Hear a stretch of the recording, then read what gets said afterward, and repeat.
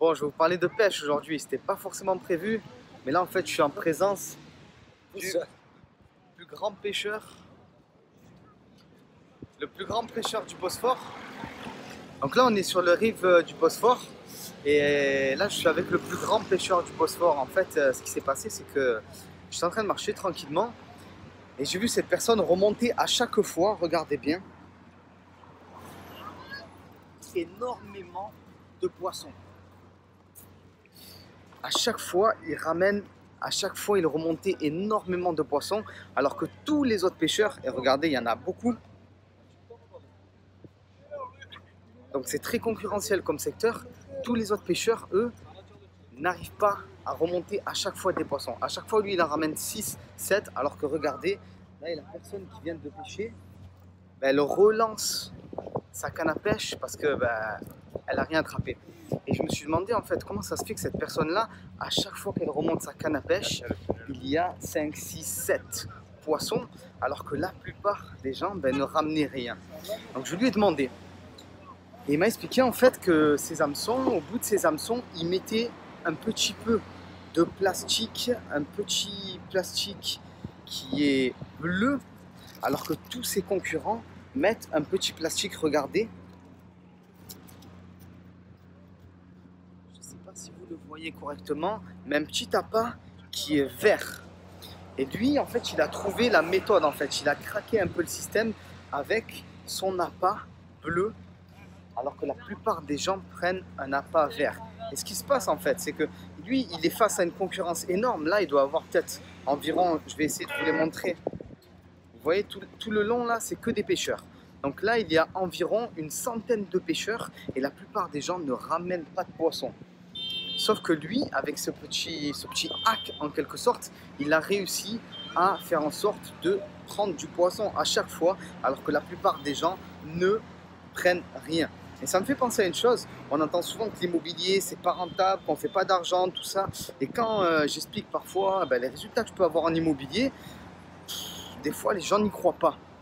Et là, c'est un peu pareil. Et là, c'est assez énorme comme histoire, puisque si je commençais à vous raconter que sur le Bosphore, il y avait un pêcheur qui est exceptionnel et que lui ramène à chaque fois des poissons, alors que tous ses concurrents, qui sont nombreux quand même, n'en ramènent qu'une fois tous les 5, 6 remontées de poissons, vous m'auriez peut-être pas cru. Et l'histoire de l'investissement immobilier, c'est un petit peu ça aussi. C'est-à-dire que si vous faites comme les autres, vous allez avoir des résultats comme les autres. Et la plupart des résultats sont médiocres. Surtout quand on est confronté à une concurrence, quand on est confronté à d'autres personnes qui font la même chose que vous. Et ce pêcheur, c'est un peu l'exemple de ce que vous devez être. Des personnes qui vont faire différemment de manière à pouvoir avoir des résultats qui sont hors normes. À chaque fois qu'il remonte sa canne à pêche, il y a énormément de poissons, alors que pour la plupart des gens, ce n'est pas le cas. C'est un peu pareil avec les investissements immobiliers. Il y a les gens qui font des investissements immobiliers classiques qui rapportent quasiment rien, et il y a les personnes qui font des investissements immobiliers qui génèrent beaucoup de cash flow, qui génèrent des revenus tous les mois. Donc c'était assez intéressant de tomber sur ce petit cas d'école en vacances. Donc bien comprendre qu'il faut faire différemment de la norme. Et surtout, ce qui m'a un peu étonné, ce qui m'a choqué si on veut, c'est que tous les pêcheurs ne limitent pas.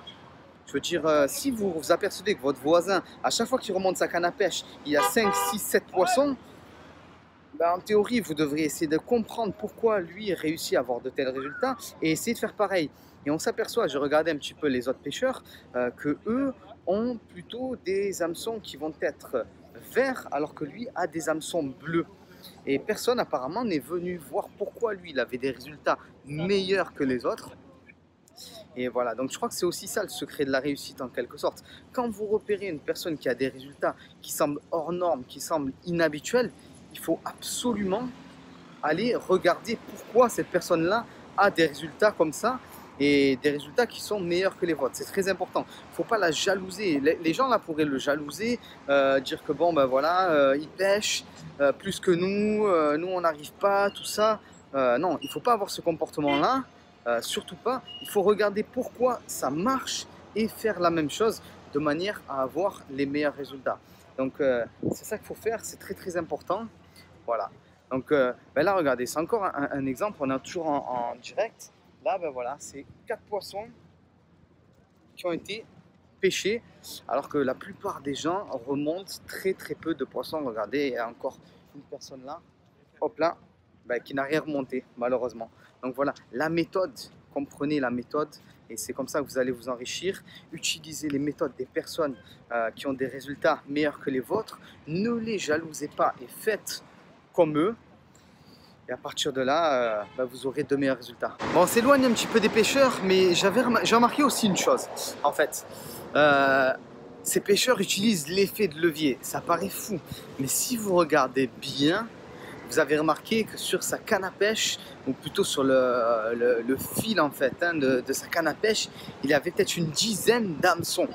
Et en fait, en mettant 10 hameçons, il a 10 fois plus de chances tout simplement de réussir à avoir du poisson. Je ne sais pas si vous avez déjà pêché. Moi dans ma vie, j'ai pêché que 2 fois en fait. Hein. Je ne suis pas un grand pêcheur, loin de là.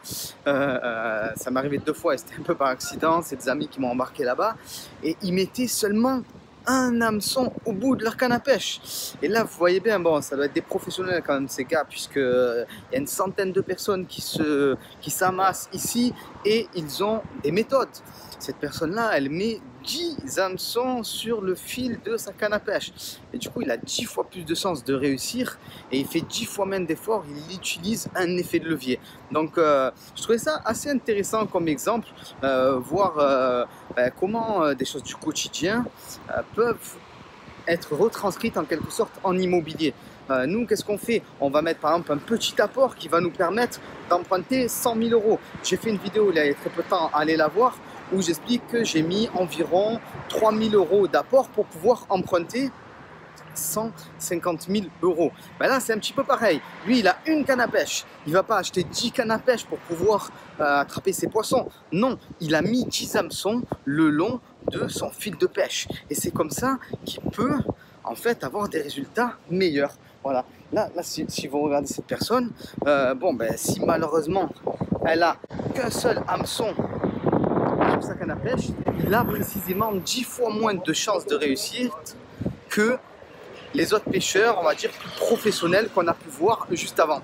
Voilà. Donc je trouvais rigolo de voir la correspondance qu'il peut avoir entre la pêche et l'immobilier, ou entre l'immobilier et la pêche. Et voilà, comprenez bien que si vous voulez avoir des résultats hors normes, il faut utiliser des méthodes différentes. Et si vous êtes pêcheur, je pense que vous allez vite changer vos méthodes de pêche et vous allez rajouter des petits hameçons pour avoir, le long de votre fil de pêche, pour avoir beaucoup plus de chances de réussite.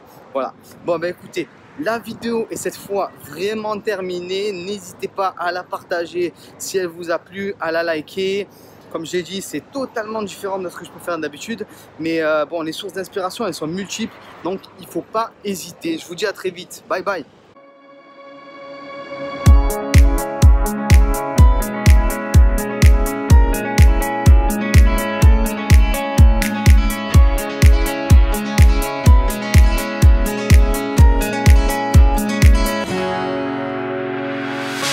The sun lays so brightly